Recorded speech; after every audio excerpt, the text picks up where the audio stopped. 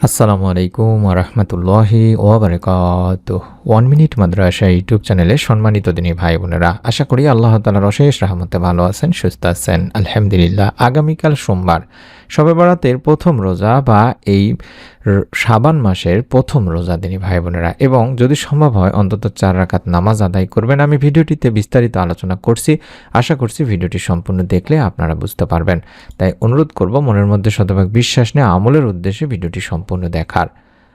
আজ সোমবারের দিনে বা রাতে এই আমলটি করলে মনের আশা পূরণ হবে, সকল দোয়া কবুল হবে ইনশাল্লাহ। সাপ্তাহিক আমল পেশ করা হয় সোমবার বৃহস্পতিবারে। হাদিসে এসেছে এই 2 দিন রাসূল সাল্লাল্লাহু আলাইহি ওয়াসাল্লাম রোজা রাখতেন। আবু হুরায়রা রাদিয়াল্লাহু তাআলা আনহুর বর্ণনা মতে রাসূল পাক সাল্লাল্লাহু আলাইহি ওয়াসাল্লাম বলেন, প্রতি সপ্তাহে সোমবার বৃহস্পতিবার আল্লাহ তাআলার কাছে আমল পেশ করা হয়, তখন আল্লাহ তাআলা তার মুমিন বান্দাদের ক্ষমা করে দেন।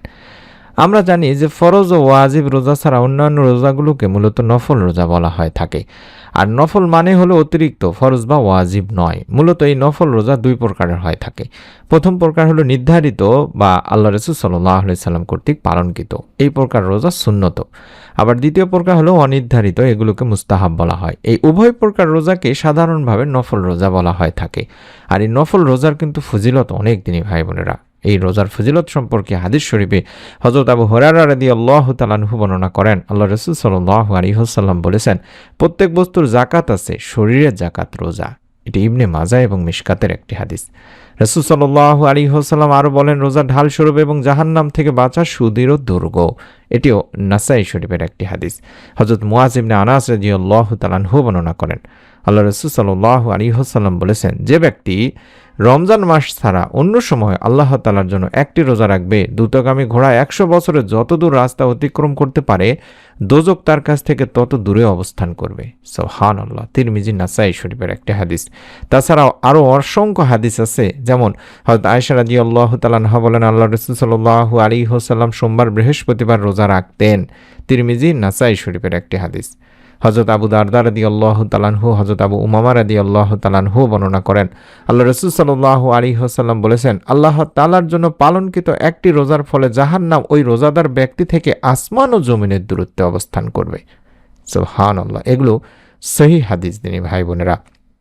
আর সোমবার দিন রোজা রাখতেন নবী করিম সাল্লাল্লাহু আলাইহি ওয়াসাল্লাম এমনিতেই, কারণ সোমবার অত্যন্ত ফজিলতপূর্ণ একটা দিন। এই দিনে নবী করিম সাল্লাল্লাহু আলাইহি ওয়াসাল্লাম নিজেও রোজা রেখেছেন এবং তার সাহাবীদেরকেও রোজা রাখার জন্য উৎসাহ প্রদান করেছেন। তাই আমরা এই সোমবারে অন্তত একটি রোজা রাখার চেষ্টা করব। আর যেটা বললাম যে সোমবার আপনাদের রোজা রাখতে বলছি এই জন্যে যে আমরা যেহেতু শবে বরাতের একটি রোজা রাখার চেষ্টা করব, সেহেতু আমরা আইয়ামে বীজ, যেহেতু সোম, মঙ্গল, বুধবার, এই 3 দিন আমরা 3টা রোজা রাখার চেষ্টা করব। তাই আজকে সাহারি করে আগামীকাল সোমবার অবশ্যই একটি রোজা রাখার চেষ্টা করব এবং অবশ্যই রাখবো দিনী ভাই বোনেরা।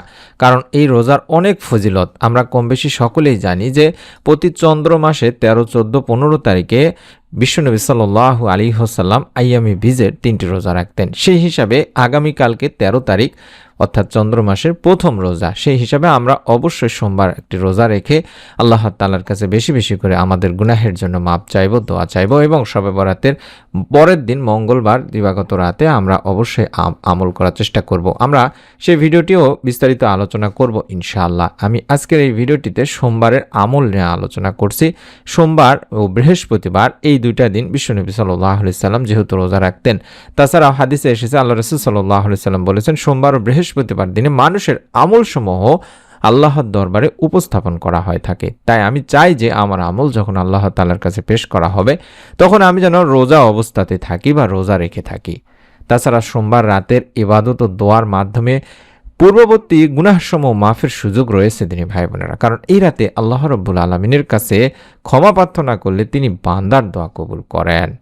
তাছাড়া আমরা জানি সোমবার রাত দোয়া কবুলের অন্যতম একটা সময়। আল্লাহ রাসূল সাল্লাল্লাহু আলাইহি ওয়াসাল্লাম বলেন, সোমবার ও বৃহস্পতিবারে জান্নাতের দরজাগুলো খুলে দেওয়া হয় এবং আল্লাহ রাব্বুল আলামিন বান্দাদের গুনাহ ক্ষমা করেন যারা পরস্পর সম্পর্ক বজায় রাখে। এটি মুসলিম শরীফের সহিহ একটি হাদিস। তাই সোমবার রাতে আমরা যেসব ইবাদতগুলো করতে পারি তার মধ্যে 1 নম্বর হলো তাহাজ্জুদের নামাজ। অন্তত 2 রাকাত করে 4 রাকাত নামাজ পড়ব গভীর রাতে। যখন সাহরির সময় উঠব তখন অন্তত ফজরের আগে কিংবা সাহারি করার পরে হলেও আপনারা 2 রাকাত করে 4 রাকাত তাহাজ্জুদের নামাজ পড়বেন, এতে অনেক সওয়াব আপনার হবে ইনশাআল্লাহ।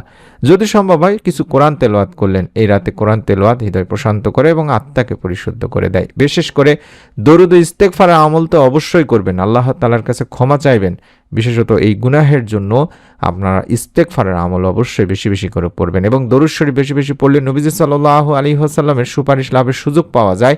কঠিন কিয়ামতের দিন মুসিবতের সময় বিশ্বনবী সাল্লাল্লাহু আলাইহি ওয়াসাল্লামের সুপারিশ পাবেন। যদি সম্ভব হয়, যদি সামর্থ্য থাকে, তাহলে সোমবার রাতে আপনারা দান সদকা করবেন, এটা অত্যন্ত ফজিলতপূর্ণ বলে মনে করা হয়। আর সোমবার রাত হলো আত্মশুদ্ধির এক বিশেষ সুযোগ দিনী ভাই বোনেরা।